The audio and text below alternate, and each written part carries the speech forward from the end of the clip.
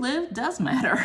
Hi there, my name is Rebecca. I am a physician. I have lost 80 pounds now on a whole foods plant-based diet with exercise. And I was listening to a podcast by the Physicians Committee for Responsible Medicine. And they were speaking with a physician who does internal medicine, pulmonology, ICU, and sleep. He was talking about there is a latitude effect to your immune system. And I had read something very similar to this in the China study.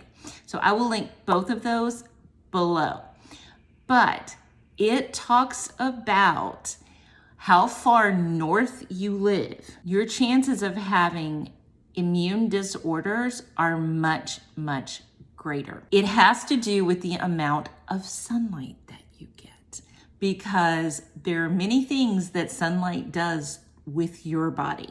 First one, obviously, vitamin D. We talk about that all the time. And that is a big part of your immune system, but not all of it. There is also a 30% rule. In the study, they found that once ultraviolet radiation dropped below 30% of its summer peak, COVID-19 cases surged. This was obviously a study done back in 20 and 21. If you lived in the northern latitude, so much farther north, you have to be much more intentional about light and nutrition during the winter.